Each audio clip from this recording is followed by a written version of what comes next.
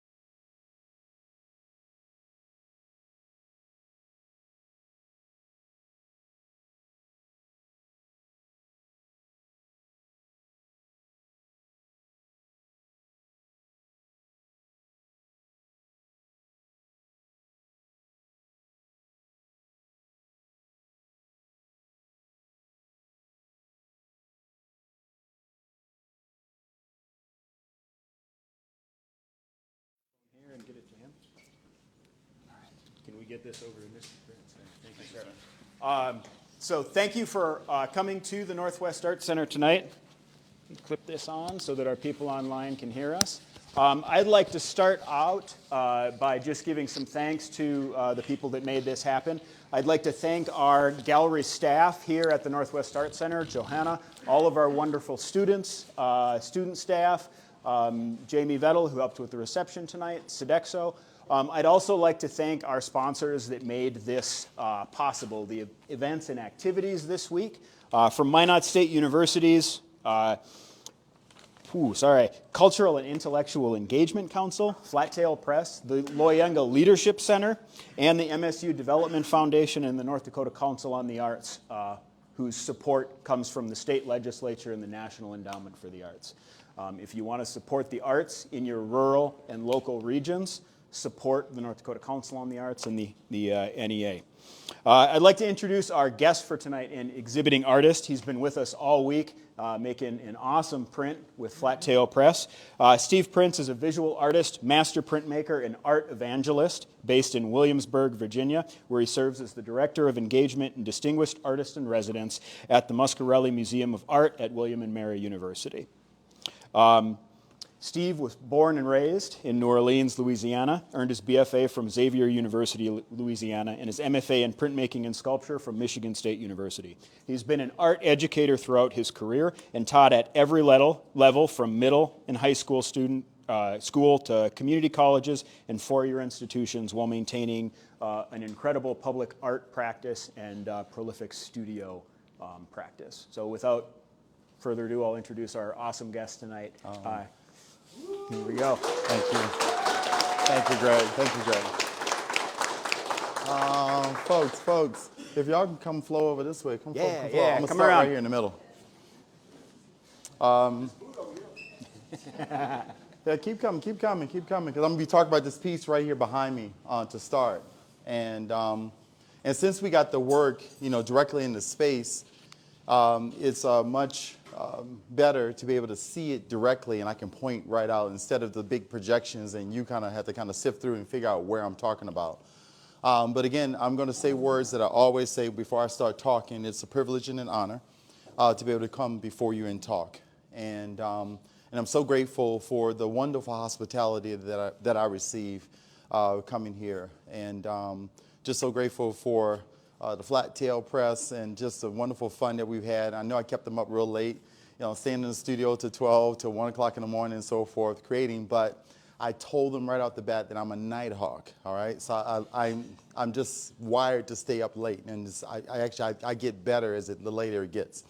And many nights I could have stayed here till like 3 in the morning, but I said, no, go back to the hotel, get some sleep, and come back, And so getting up in the morning is very rough for me, It's like it takes me a minute to get my engine going, but when it goes, then it's like I'm like a wrecking ball. I'm coming at you. And so anyway, I've been like that since I was a child. Matter of fact, doctors said I was a deep sleeper. And I remember I went and got a procedure, at the doctor's office. The nurse apparently came there several times, and I was just out. And I was just relaxing, all right? And so I'm a deep sleeper, so forth. But so I get the most out of a day when I do things and so forth. But anyway, the name of the show is called Armour of God. And I called it that, as I stated in my talk a few days ago, that it's an idea that I extracted from the book of Ephesians, where, I'll paraphrase it, where Paul writes that we wrestle not against flesh and blood, but against principalities and things in high places, and encouraged the followers and believers to put on the whole armor of God. And I went to that is because I have seen the functionality of that armor of God functioning in my life. And I saw it through my mom first and foremost. Many days I would come home and I would see my mom down on her knees on the side of the bed. And I would just peek in the room, and then I'd go back in my room.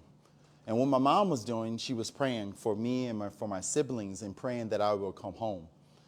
And those lectures and so forth that I received from my father, he was, lecturing me and giving me the talk, and hopefully trying to gird me with the kind of protection that I needed in order to be able to survive in society. And so being born, in this in this culture, many times those serpents, will come and they will try to take these lives out before they get a chance to mature and to grow. And so when my mom is on her knees, that's what it reminds me of.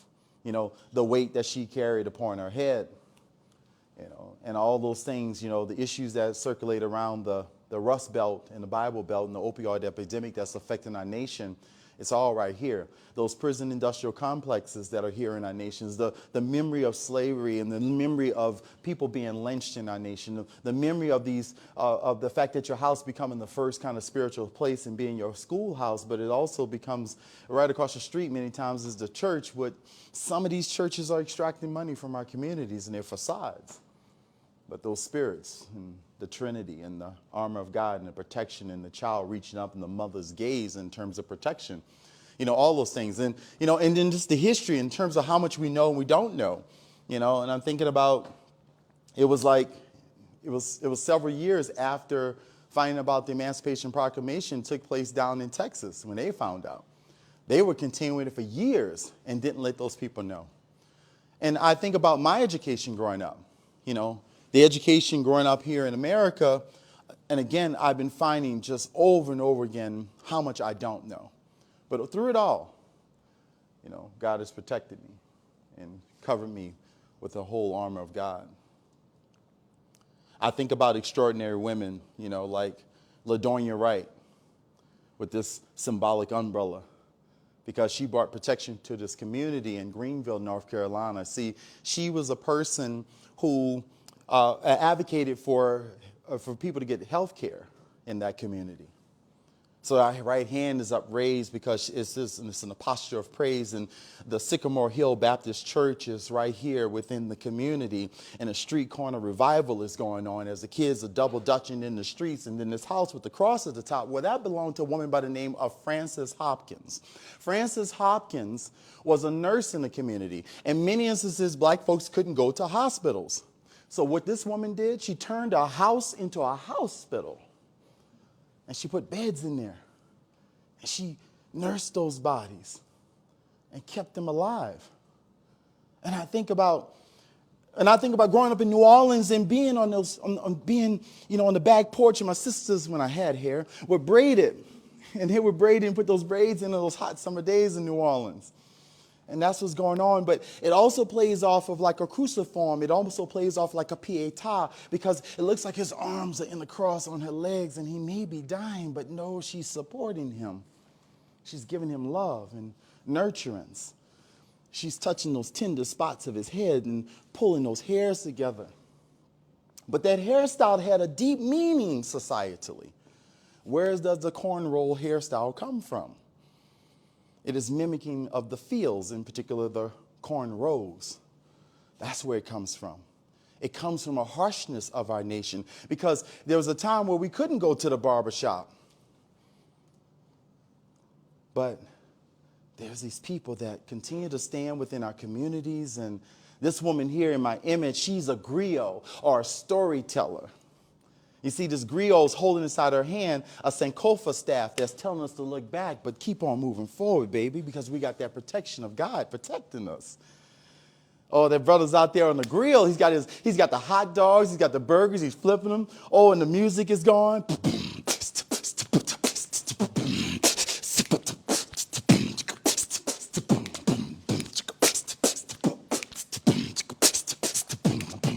Oh, they're getting down, baby. They're moving to the rhythm and the groove. The spirit is all around them. Don't you feel it?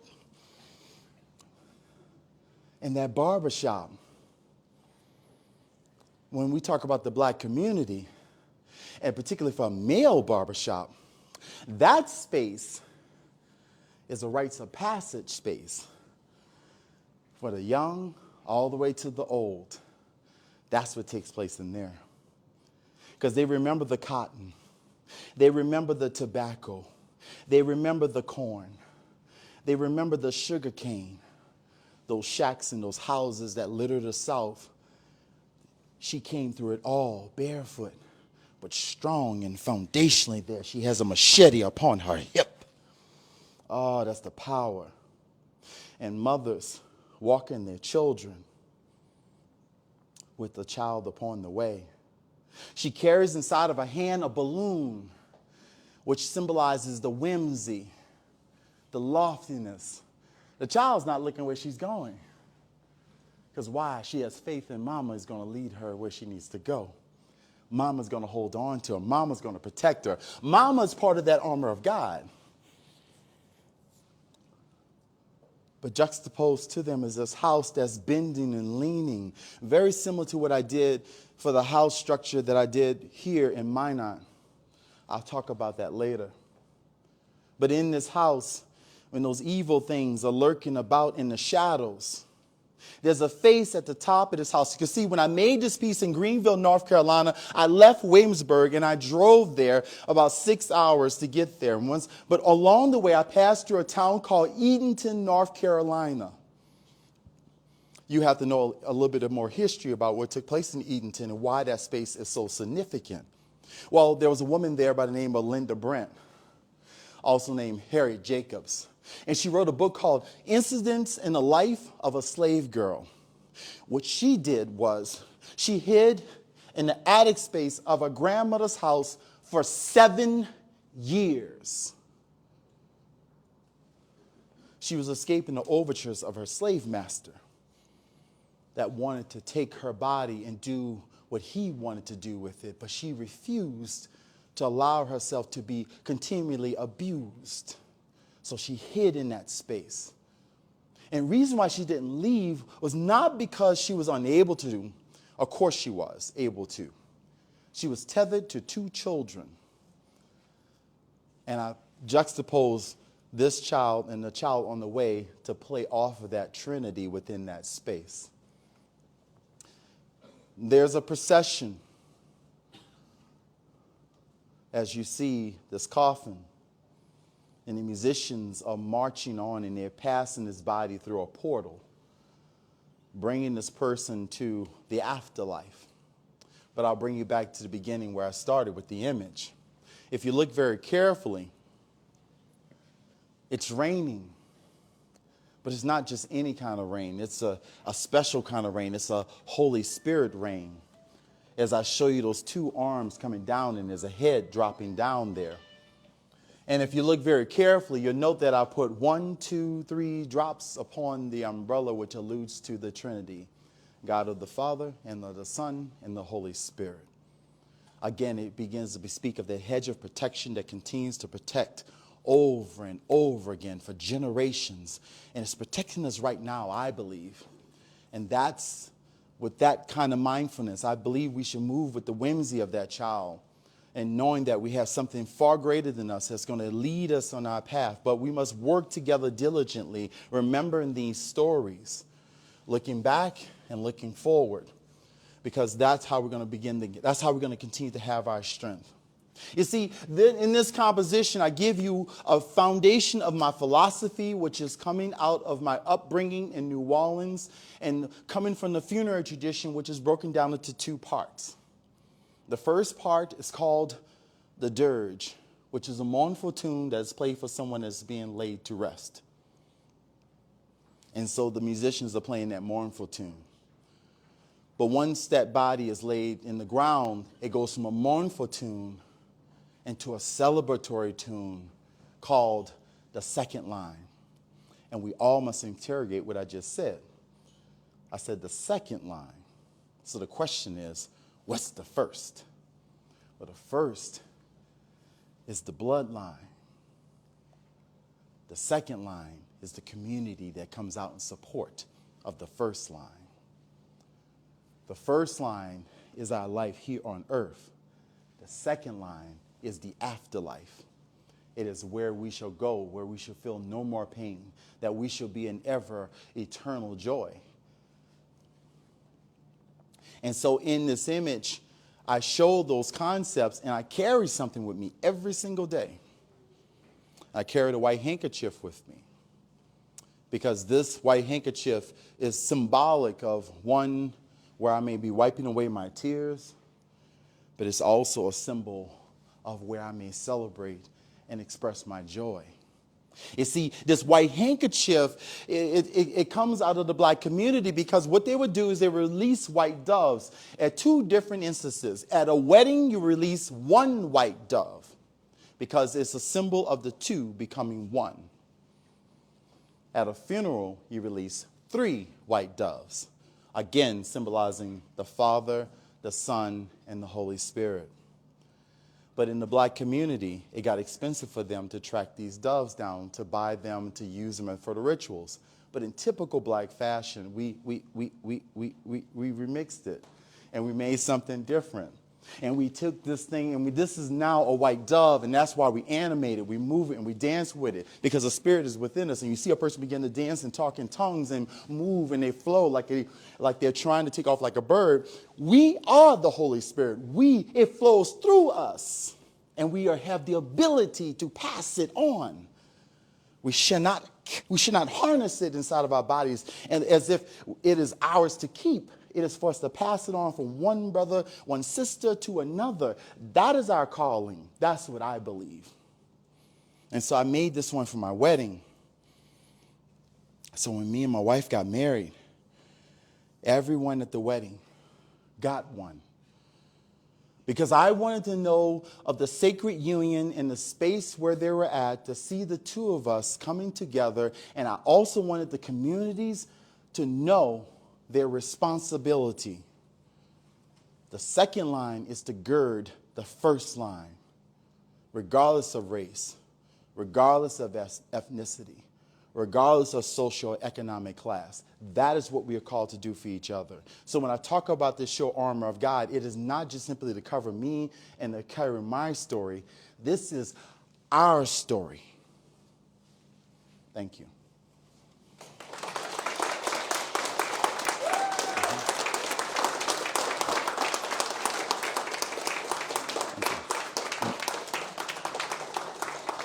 Thank you, brothers and sisters. I wanted to open the floor up because we're here, and I know a number of you have seen the show, but I wanted to give you a little bit more context about what this is and how all these pieces tie together. I could have walked through the entire gallery and show you how every one of them is synergistically working together like a choir. But I think it would be an appropriate time if we were to take the piece that I just made and bring it over. Could y'all bring it over, please? You can take the easel too. Yeah. Thank you. And I will spend some time talking to you about, again, wherever I go, I'm very, very mindful. There was I'll share. Micah had to leave because he had picked up his child who was playing tennis. He apologized to me earlier. He had walked out, and I said, hey, no problem. I said, stay as long as you can. But he had asked me a question. He asked me the question of something like, did your trip here, did it meet your expectations? And I honestly told him, I'm saying now this in an open forum, our conversation that we had in private, I said, I had no expectations before I came here. I come to a space just fully open to embrace. I have no idea what I was going to hit, and so I'm just like, I'm here. The whole issue is to make it here and to make it here safely. And the next step is for me to make it safely back home so I can continue to do the work in my community and wherever God takes me. That's it. So I'm coming here with an open heart, an open mind to learn. And I said to him, you do know I just got back from Chiang Mai, Thailand. And then after that, I just got back from Miami, Florida. And those are 2 places I've never been. And I'm just immersed myself in those spaces. And that's what we do. We just go places, and I bring my full self wherever I'm at. So if you run into me any place else, and if you don't see this person talking to you in the same way I'm acting, I want you to walk up to me and call me out. I'm serious, because obviously I have some kind of brain issue going on. I'm serious. And it might be a trauma I'm going through, and you need to check. Okay, hey, what's going on, Steve? When you came to Minot, you acted a certain way. Okay, so break it down. Make sure that I'm seeing who I am, and I hope and pray that I stay who I am. But anyway, before I came here, I started doing some research on the community. I started reading about Minot. I said, who's here? What was going on here? And one thing I look for in my research, very purposely, I look for things circulating around the black community and how they are spread all throughout the United States. And so one of the things that I found out, not just about the black community, but about many people in communities there were a lot of people who were doing a lot of homesteading, and they were moving from one space to another. It was about the population of moving from the east to the west. And one of the things that was said that many people would get like 150 acres of land, but we also know that a number of people were not giving equally. And sometimes, like in African Americans, would be given half that. And many times they were given land that they figured that they wouldn't even be able to till. They'd be like, oh, they ain't gonna survive, but hey, that's yours. Yeah, that's all yours. But what many people did is they survived anyway. They made a way out of no way. And so I show in this image a woman walking, and if you look at her body, the slumbering nature of it and how she's moving, and let me take it off here, it'll be better. She's walking and she's slumbering. You know, she's feeling all of the pressures. She has the weight of the world atop her head, almost like Atlas. But I wanted to take it to a different level. She's carrying the memory. She's carrying the history. It's all in her body. And she's carrying it with dignity, with pride, with strength. And it hurts. You know, it's all that. I wanted all those emotions to be present within the image because that's what it's like. I know I have parents. My mom, who up until age 40, she had a high school level of education. My mom was extraordinary. She went back to school and got a degree in early childhood education. She wanted to open up a nursery. Unfortunately, she died of ovarian cancer, so she was unable to fulfill her dream. But it was a dream delayed because of the construction of our nation, where she was unable to do things. And my father, who I found out much later, in my 30s, that he endeavored to be an artist. And the only way I found it out, not because he told me this, we happened to go to where he was born and raised, which is New Iberia, and one of his friends told us, hey man, do you know your dad used to be a good artist in high school? Man, he used to draw portraits and stuff. And me and my brother and everybody looking like, Daddy? We didn't know. Daddy never draws. He buried his gift, but his gift grew again, and it grew like a seed into me and to my brother. My brother's a painter, and I do mixed media works and so forth in terms of what I do expression-wise. And I was like, wow, how powerful is that? But I think about how many people before me, how many generations before me were denied to be able to reach their full potentials. And if you heard me in telling the stories a couple of nights, I was breaking a lot of those stories down because a lot of those were children who were being massacred in our nation. And I don't want to forget. You know, I want to embrace that hurt. I want to embrace that pain. But I know that we'll get to a second line if we work it together. There's enough stories that are embedded within the Bible that tell you that there's going to be a second coming. You know what I'm saying? So anyway, inside this image, I have a woman at the bottom, so I show you layers of people being inside the image, one layer on top of the next. So if you look at the bottom, there's a woman all the way at the base. And her hand is upraised. It's upraised in the symbol of praise. As you see the woman stepping on top, and there's a man behind her, and he's marching too as well. He's carrying a sign inside of his hand. So he bespeaks of the protests that we do, and that we must do, and that we have done. And it has the word thaw on it. And I think that's appropriate as we are going through a little bit of a warm snap here right now. But it's appropriate in the sense that we have ice operating within our nation. And so my calling is we need to thaw it. And how do we thaw it? Thawing requires heat. Thawing requires friction. Thawing requires work. And then I named this piece After the Thaw. So the question is, once we do that work, once we apply that friction and that heat, what are we going to do after it? Are we going to repeat the same things and see us go back to the same cycle again? Because what is going on right now is not new. It's a cycle. It goes around and around and around. It's been happening for generations on this planet, on this nation. I ask anyone, you let me know which decade was our golden one, our great one. Just go back. And I mean for everyone. And there is not one. And if you tell me one, please, and I will say my story differently. But inside this image, I have another person who came through this community by the name of Satchel Paige. And he played for a group called the Bismarcks. And so he's atop there, walking down on the steps of the house. And then inside there, I show you a loving couple. And I purposely said loving couple because I'm coming to you from Virginia.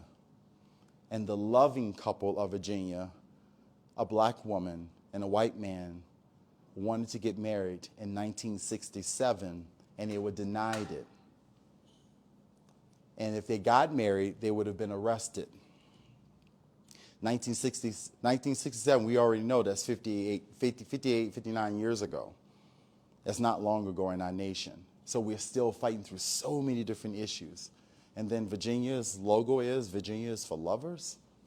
I wonder if it really interrogates its history when it makes that statement.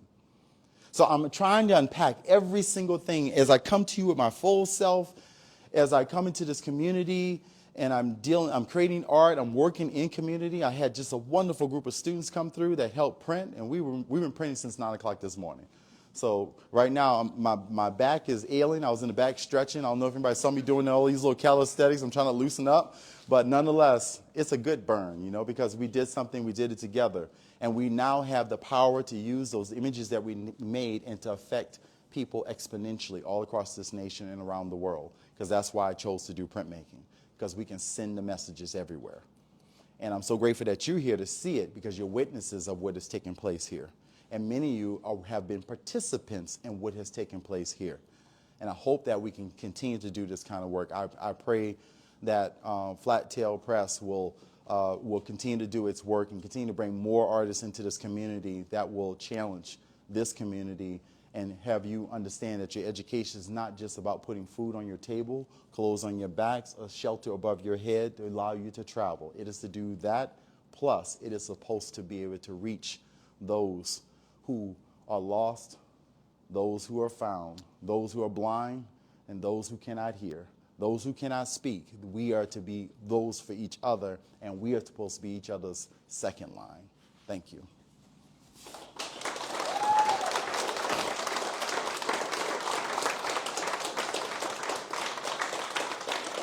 Thank you. Thank you, dear sir. Give me some love, man. So, anybody have any questions? Should we feel that? Yeah, if you have questions for Steve, you can ask now. If you're a little bit shy in front of a crowd, be here the whole reception. If you have questions about a Surely will. work, I'll kick it out. I asked you earlier about a specific piece there that I want. We can head that way. So one of my favorites in the gallery is the look. And I don't know if you want to say a couple words about this, maybe. I do. Come, everybody, come to the space. Come, fill in. I promise you I won't bite, and if I do, I got my shots. But anyway, all seriousness, the name of this piece is called The Look, and it's you'll see there's a kind of a theme that's going on here, that you'll see that there's snippets or different pieces that are being displaced and put all around here. I'm using what is called my vocabulary over and over again, and working it all together. And so The Look, it first and foremost was a tribute to one of my favorite musical performers. Does anybody happen to know who I said it in one of the groups. Anybody happen to remember my favorite musical performer? Anybody remember me saying it? It's easy to guess too. Nope. That's an excellent guess. I'm named after Stevie Wonder. But you gotta, yes. There you go. I knew somebody would get it. Prince, that's my favorite musician. I love Prince's music and his evolution and so forth. He went through a whole lot. And I can be a Prince scholar, but I'm not going to unpack all that, why I feel that way about his music. But I made this the same year that he passed away. And one of his songs was called You Got the Look. You got the look, you got the hook, sure enough to be cooking my book. You know, that's how the song goes. And so I used that to name the barbershop. And I thought it was a perfect name for a barbershop, because you're going into the barbershop to get the look. All right? But you're going in to get the look in the barbershop so you can get the look. Because when you get your cut fresh and so forth, you want to go out, you're looking good, you feeling good, you're like, hey girl, what's up? You know, that's how it goes, you know, so that's the look. And so as she's walking by, she catches eye with him as he's on his phone, and you never know, this might be the beginning of a long a romance that they have, and they get married and they have children together. You know, that's what I played off inside the image. But it goes beyond that. The barbershop is a safe space within the black community, as is the beauty salon. And so in this barbershop, I had different generations of people inside the chair getting their hair cut, and I have different generations of people cutting the hair. I made several nods to different things that are going on historically, like the I am a man signs, which showed up around for the sanitation workers that were on. There was a strike took place in Memphis, Tennessee, the same place where Martin Luther King was assassinated. Ali, I am the greatest. He's got his hands uplifted. Style, that's another name of one of Prince's songs, but you go in there, you see the different styles or different cuts, so you can say, hey, I want number 3 or number 4, or number 5 kind of cut. Malcolm X or One Fish Studio, that's a shameless plug. That's the name of my company, One Fish Studio. I put it in there. The NFL, many people talk about sports inside there. We get into these deep arguments inside the barbershop, talking about who's your best player. Oh, Michael Jordan, or is it LeBron? I'm a LeBron guy.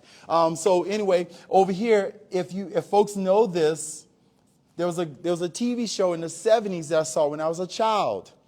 And that person's artwork was in every episode and is one of the major influences upon my work. The character in the TV show was JJ. I thought JJ was doing the artwork, but it was an artist by the name of Ernie Barnes. And what's so powerful about Ernie Barnes is he's from North Carolina, and he was a football player.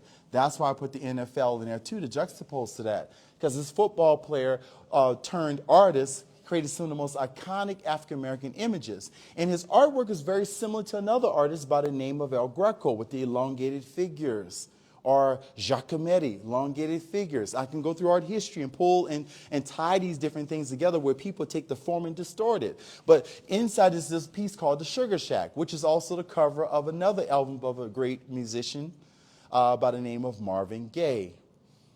It was the name of that album. I'm forgetting the name of it, but it has something with you with it and so forth. Then I Have a Dream, Martin Luther King and Barack Obama. Oh, it was an amazing moment when I was teaching high school at the time when Barack Obama won the presidency. And one of my students was in class, and I had these quizzes, and I'm laying out things to him, and he's answering all my questions. And I said, boy, you came to class ready today. He said, I'm smarter because of Barack Obama as the president. I said, what? Think about that.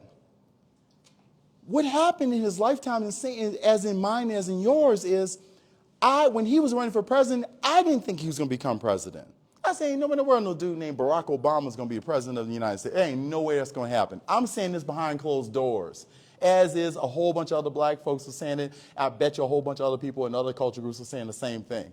Like, ain't no way in the world he's going to make it. Then all of a sudden I'm seeing this joker getting through primary after primary. I said, wait a minute, this joker might actually win. But then there was a TV show called Blackish.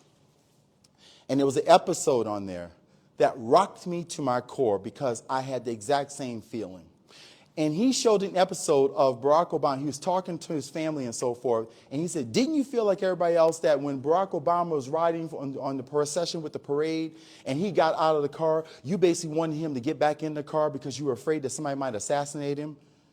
That's what I felt. I don't know if everybody else felt that, but when he got out of that car, he and Michelle Obama walking down the middle of the street, and I'm thinking, I know the history of our nation and what it has done to our leaders, and I'm like, ooh, get back in the car. I know that car is an armored vehicle, and you will be at least protected there. Get your security around you. You know, that's what I was thinking. And I'm showing you the ways in which popular culture and history and stories are all commingled together. And you would think Run DMC, that's a good guess. That was, I put that in there because there was the foundations of hip hop, and hip hop is in my work. And I'm using those rhythms and polyrhythms, and I'm using those syncopations. Those things are building into the piece. I'm using what is called a dense pack, which is like sound visually. It's in your face. It's boom, boom, boom, boom, boom, boom, boom, boom, boom, boom, boom, boom, boom, boom. It's there, and the rhythms roll and they hit and they stick. And I'm pulling upon all that. It's the Afro pick in terms of the Afro. Back in the day, I did have a little Afro when I was able to grow some hair. Foxy Brown from the blaxploitation films. Many people have posters of this woman on their wall. And I have them all inside here, and I have a center of their faith, which is very critical to the black community. I have kids sitting there getting ready to get into the chair to get their hair cut. I made a nod to my university where I went to, Xavier University. But this guy is sitting in the chair. He's pointing at these other two guys who are playing chess. But I'm asking you to slow down and look at it a little more carefully, because those are chess pieces like I've never seen before. One of those chess pieces is Trayvon. And one of those chess pieces is Michael Brown. Because in this world, you make the wrong move, you might perish. So keep looking. That's what this piece is about. So any other questions, folks?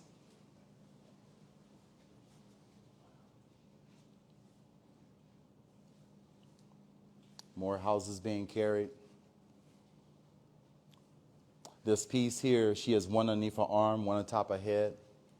I made it at Messiah University. And most people would not know what this possibly is on top of her head, the shadow. What do you think that is? What does it look like to you, the shadow on the house? It could be. I can see that, but it's not. You see this? You see that arrow at the top on the rectangle? Getting close. It's a bridge. You see it now? Okay, it's a bridge. Those are the pylons underneath the bridge. That's the bridge, and those are the little markers. And that's like a directional. I placed it there because, again, I was born in New Orleans, Louisiana. And one of the major interstates that run through my city is the I-10. The I-10 goes from the East Coast all the way to the West Coast. But historically, they used a thing called eminent domain, and they seized the land of many black folks and black and brown people across the South, and they ran it through their communities. In New Orleans, the original plan for the I-10 was supposed to go through the French quarters.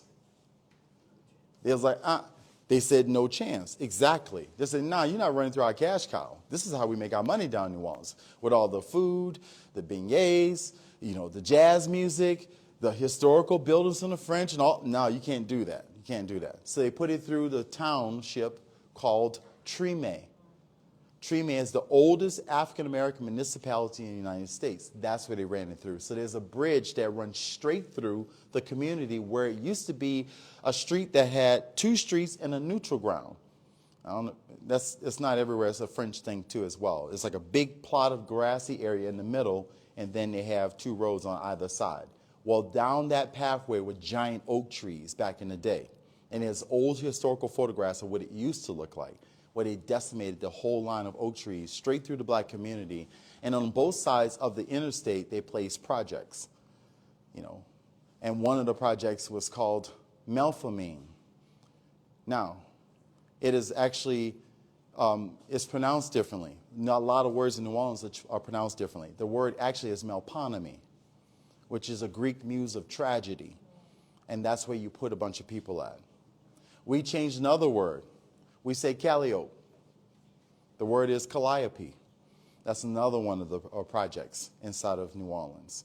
A lot of these projects are gone now, but these are the things that I grew up with and grew around.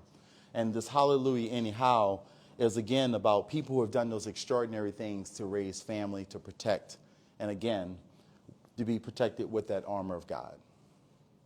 That's what all the images are constantly basically stating over and over and over again, is that hedge of protection that's been placed around the people. Any other questions about pieces of the work? Yes? I actually wanted to ask about the lion one. The lion one? Mm-hmm. Come on down, folks.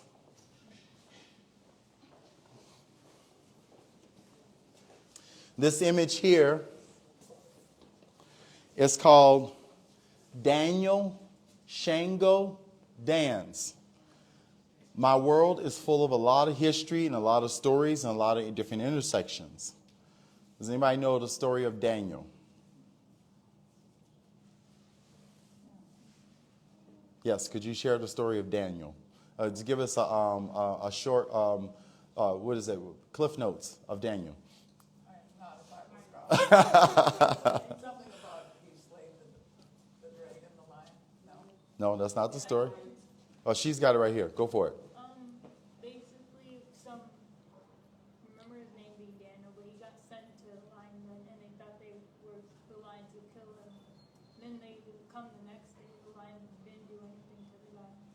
And then that king said, we need to follow that God. All right, that's the shortest way to tell that story. But anyway, these are the Little Rock Nine entering into the public school system for the first time. 1, 2, 3, 4, 5, 6, 7, 8, 9. My wife and I created a project together, and it's called Nine. And she created a dance production to go along with it. And I painted all the costumes for the dance.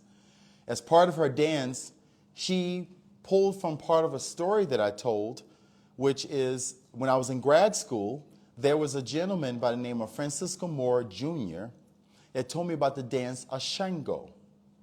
And Shango is a god of iron, a god that has lightning and so forth, these kind of things of power. And he had a dance. And the dance will move over, and it will move to the side, and it will reach up, grab a bolt of lightning, and it will cast it into the pelvis region. And it will move over, reach up, pass it back. And he had this whole rhythmic information he was sharing with me. And when I thought about the African turned American, you got these African traditions that flow into America, that flow into these Christian traditions, and they get commingled together. And so there's a ton of things that I have that are in my family that are there, and I have no idea where they come from, but we keep repeating these kind of rituals. And so what I've been doing in my life is unpacking why we're doing certain things. Like, for example, you heard of the saying that you're a spitting image of somebody. I told this to a group of people, so some of the people in the room already know this one. But I said, you're a spitting image. And I said, think about that. And everybody's like, and one girl in the class, she went, and I said, yeah, think about that. Somebody say you're a spitting image, but that's not what they're saying. It gets lost in vernacular. It actually is saying you are the spirit and image of that person. It got lost. Spit. You're the spitting image of that person. So somebody said, oh, they're saying spitting. It got lost. Read this beautiful book by Walter Wangerin. And it's called Ms. Lil and the Chronicles of Grace. And that's where I learned about that. It blew me away. I'm reading this, and I'm like, wow, I didn't know that that's what that was. But that's how information is. Like the handkerchief.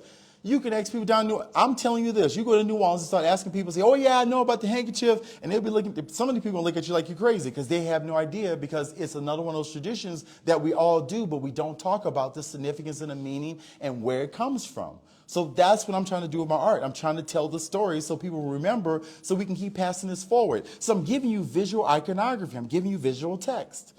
And so as those kids entered in with that armor of God also protecting on them, they were cast into a lion's den.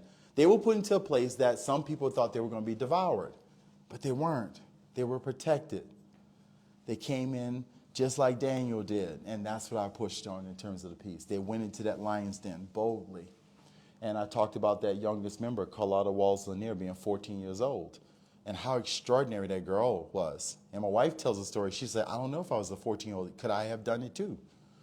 You know, I'm thinking if my parents would even let me do it. I think my dad would have, because he's kind of radical. But my mom was very protecting. I can see her saying, no, I'm not sending my child there. All right? But my parents, where did they send me? They sent me to Catholic schools growing up. And Catholic schools, if we want to trace the history of it, you know, and I talked about it a couple of days ago. One thing I didn't talk about in that piece that I showed you about the Norfolk 17 was there was one guy in the front of the audience of yelling at the kids not to come into the schools, and he had on the cufflink, and it had the letters ST on it. And the ST was for a famous politician of that same time who put a filibuster on the floor. That for up until Cory Booker usurped him, it was the longest filibuster on the floor trying to go against the integration of schools. Who am I talking about? All right, so when Strom Thurmond passed away, some information came out about Strom Thurmond. And what information was that?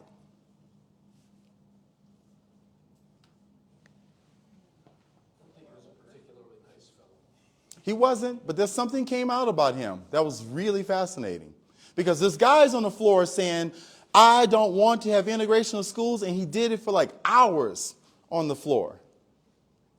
But something critical about his life, he hid and he buried. He had African American. Huh? He had African American. No.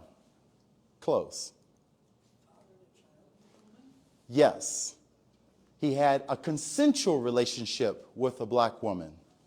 And she had a child, and they kept it quiet. He kept relationship with her in his entire life, so much so that he sent her to an HBCU. I was speaking at Riverside Church in New York, and a woman in the front aisle, an older woman, sat there and said, I went to school with his daughter.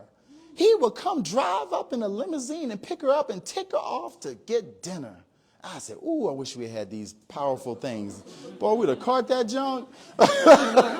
You know, but I was like, this is deep. I'm like, meanwhile, he's saying there's one thing out of his neck. And meanwhile, on the other side, he is, supporting his child. I'm like, so then I break it down and say, oh, it makes sense. He wrote his whole career on this stuff.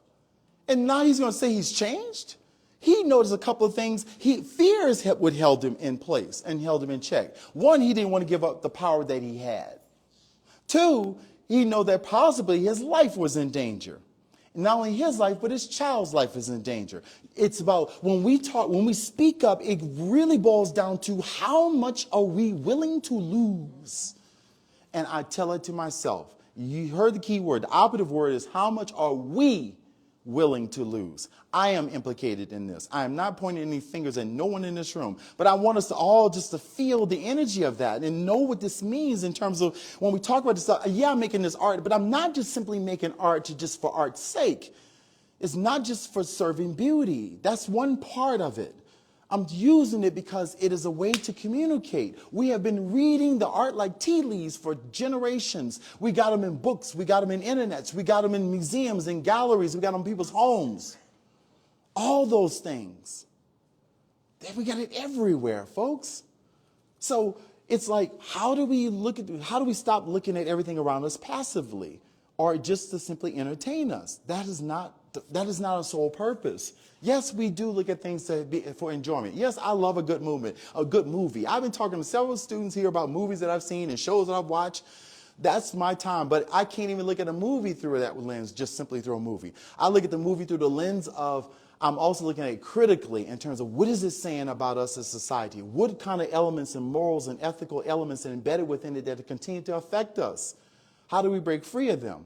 So when I said to you the other day, this idea of, what is the guy, the statement, there's a terminology circulating around black people in terms of film and that King Kong construction. Fear of the repressed, that's the terminology. And I said that I didn't unpack it because of time. But fear of the repressed has to do with there are elements that are embedded a lot in films that you can almost replace culture groups in those things, and you see that it's telling that story about those issues. I'll give you a case in point. Avatar is one of them. Speaking about the native populations and so forth. Those stories are all in there. And the whole play of the taking of their land and the destruction of the land. And then they go off to Hawaii and they go off to the islands. And it's all there. Because what? The guy Cameron is using those same symbols that are coming directly from those culture groups, and he's just respun them. He's remixed them. I mean, it's like looking at the woman who created Harry Potter. We know she pulled that from all kind of other stories, and she made this. It's the same story. I mean, just pay attention. It's just like it's the same stories being told over and over and over again. It's like there's nothing new, And it's like, and it kind of bothers me some. It's like, can we have something original? But those things are just keeping us trapped. They're keeping us trapped. We got to figure a way to break out of it. When they made the movie called The Matrix, I think this stuff is real, man. You know what I'm saying? So anyway, I'm just trying to hopefully unpack these things, and my work is about challenging us. And I want us to come closer. That's what I want. I don't, there's so much knowledge in this room from all these different cultures, so much knowledge that we can share between each other. So much love could be shared between us if we just took the time to go listen to this piece right here. I think it's a good one for me to end on. Oh, sorry. You good. I just came from, last year I was at University of Oregon in Eugene. And while I was in community in Eugene when I made this piece, I was reading on the story of Christ was crucified, and about 3 days after, there was a number of sightings of him. Those two of his disciples were walking along the road. And as they're walking along the road, they ran into this stranger. And they was talking to him. And he's like said to him, I'm paraphrasing hard. But he said to him, like, what's up, man? Why y'all looking so down? And he said, why y'all so down? And he's like, man, haven't you heard? Jesus died. He's like, man, where's your faith? That's what we more or less said to him. All right, again, I'm paraphrasing hard. So, so anyway, they continue to march along. And as they march along, they get to this town of Emmaus, and they get to this dude's house. And they say, hey, why don't you come over here and have some supper with us? He's like, all right, true, I'll come chill with y'all. So they get in the house, and he sits down with them, and they're sitting at the table. While they're sitting at the table, the stranger starts to bless the table. And they're like, whoa, snap, this is Jesus right here. Then he disappears. All right, that's the most reduced story I could ever tell. All right, but you get the story. You get the point.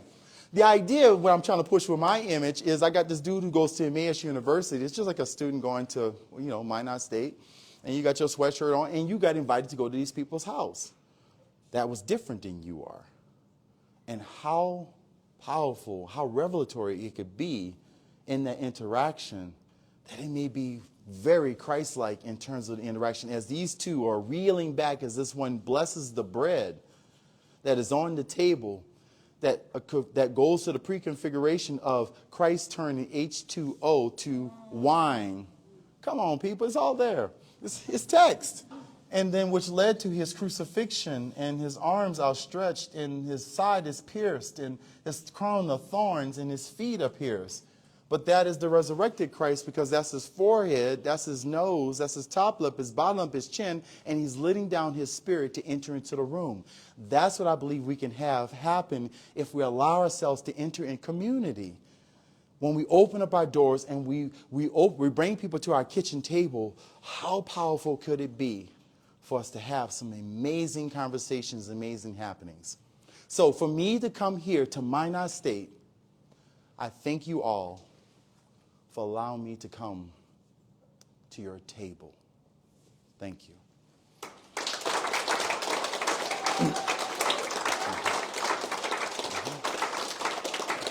Thank you. Thank you, guys. Peace be with you all. All right. Thank you so much, Steve. Indeed. I do want to mention that tomorrow at noon in Hartnett Hall, room 106, we'll have another presentation by Steve on art for communal change. I think, art as a catalyst. As a catalyst for communal change. Yes, sir. Yep. So that's going to be 12 noon tomorrow in Hartnett Hall 106. Let's give Steve a really big hand for sharing his work himself. Thank you. Thank you. Peace. All right. There's still a little bit of food left. Yeah, We've still please got some eat up art that on the food. wall to look at. Take it home. If you have any questions you want to ask Steve one-on-one, he's probably not done talking yet, but that's good. Thank you, Greg. Yep. I'm Steve Shirley, and the president here. Oh, So it's I'm such sorry, a we pleasure to got meet you. basketball games going on. Oh, on it's the other all side good. of campus, I'm in between games, but sorry I got here late, but my goodness, my friend, you have a gift. Thank you. Thank you. for being here all Thank week. you. A lot of so really good things.